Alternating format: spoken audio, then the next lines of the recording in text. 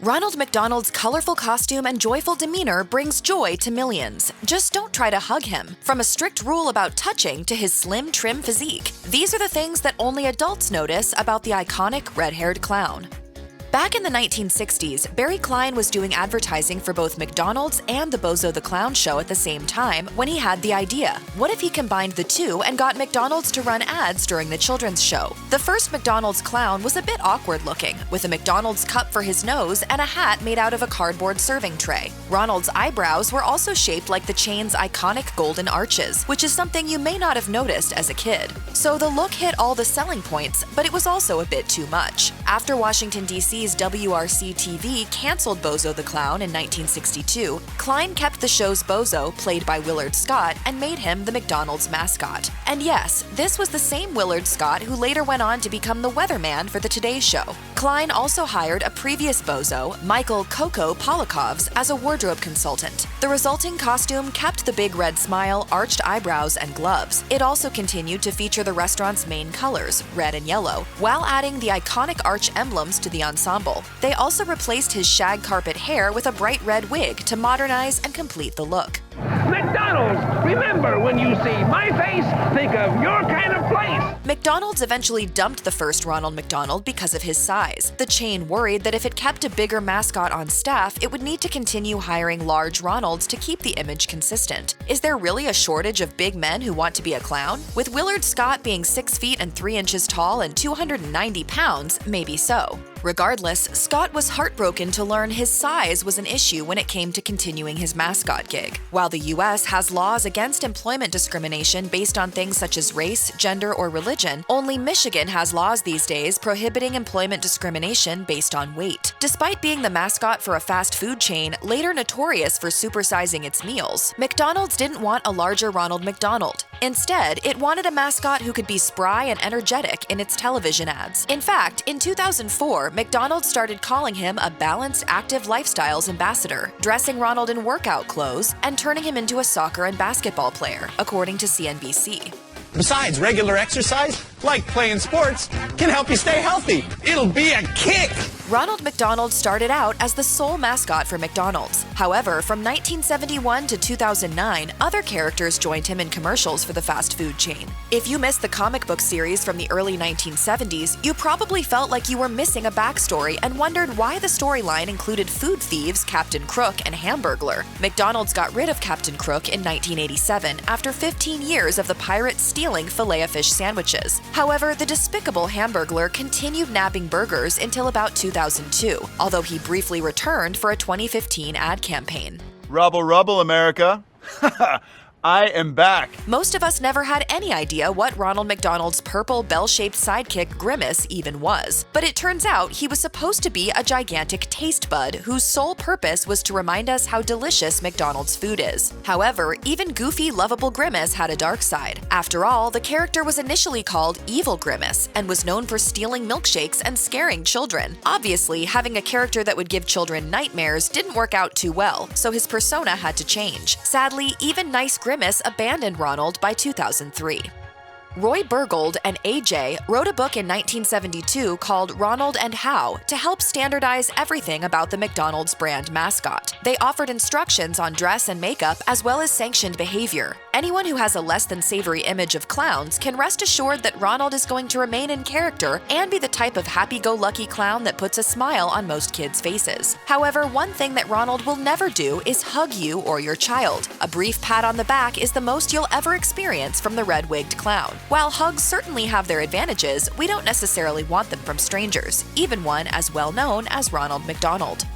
The same handbook that keeps Ronald McDonald from hugging your kids also stipulates what he can and can't say. For example, if your children want to know where hamburgers come from, he's absolutely not allowed to tell them that the meat comes from a cow. After all, this could be devastating news to a child who loves animals. Sure, it's the truth, but there are lines he won't cross, especially if it could result in a child becoming a vegetarian and never wanting to eat a McDonald's burger again. In fact, Ronald McDonald has his own type of fast food manual that provides exact answers to to questions that customers might have. For example, if you ask him how much he makes playing the chain's mascot, he's directed to say that what he's doing isn't work, he's just having a good time. Additionally, if Ronald McDonald doesn't have a scripted answer for a tough question, he's supposed to tell you to ask someone wearing normal shoes, according to Yahoo.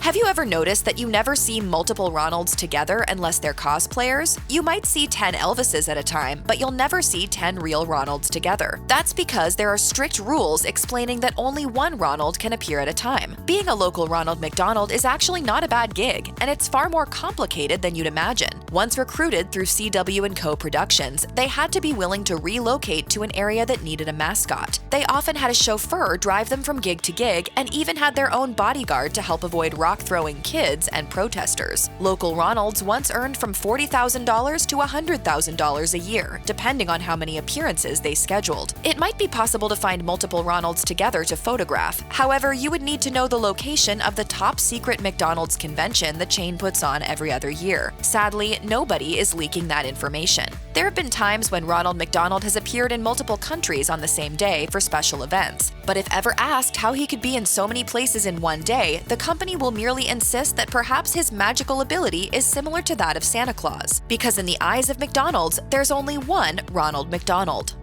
Back in 1963, when Ronald McDonald was still in need of a makeover, a disturbing commercial appeared on television screens across the US. In it, Ronald convinces a little boy to go with him to McDonald's, even though the boy knows he shouldn't talk to strangers or accept gifts from them. However, since Ronald could produce hamburgers from his magic belt, the boy assumes he must be safe. But you're no stranger. You really are Ronald McDonald. A commercial where Ronald McDonald kidnaps a kid certainly wouldn't go over very well today. Plus, more people have started to view clowns as creepy. When McDonald's surveyed test audiences in 2011 about commercials it was thinking of airing on television, more and more reviewers used the word creepy to describe their feelings toward Ronald McDonald. It certainly made McDonald's rethink its clown-based marketing. But is Ronald really creepy? McDonald's has been extremely strict about who could represent the chain. While the company vets each Ronald with a comprehensive background check, at least one creep has slipped through the cracks and into the role. In 1998, Joe Maggard, a substitute for Ronald for one of the chain's commercials, turned out to be a bad hiring choice. Maggard was arrested on a weapons charge and went to court again the next year for making prank calls as Ronald McDonald. While Maggard certainly falls under the creepy category, he's definitely not the norm. I don't have much hair.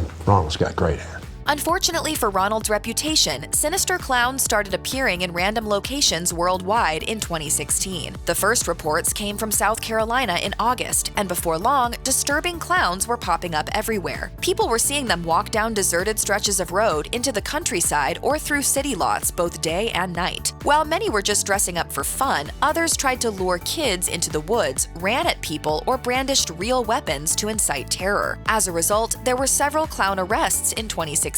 However, the only Ronald McDonald believed to have been arrested that year was a statue version that was blocking foot traffic in Guangzhou, China. If you started to notice Ronald McDonald disappearing from sight in 2016, it's because of all the rampaging clowns. Terry Hickey, a spokeswoman for McDonald's, told CNN, "McDonald's and franchisees in local markets are mindful of the current climate around clown sightings in communities, and as such are being thoughtful with respect to Ronald McDonald's participation in community events for the time being." However, Hickey also went on to assure fans that Ronald McDonald wasn't going anywhere, telling CNN, "This does not mean that there will be no appearances by Ronald McDonald, but that we are being thoughtful as to Ronald McDonald's participation in various community events at this time." Hey, this is great. Good times. We often don't notice what's missing when it's not there anymore. However, if you try to remember the last time you saw Ronald McDonald, most of us have to reach back quite a few years in our memories. The McDonald's website in the UK confirms his intentional disappearance from ads, but says he still makes special appearances in the community and restaurants. Plus, he continues to visit his namesake Ronald McDonald houses to cheer up sick children. You could blame the shift in viewpoint on the sinister clown debacle of 2016, or the simple fact that many people think clowns are creepy. However, people have been protesting against Ronald McDonald for years, since advertising campaigns featuring him all target children.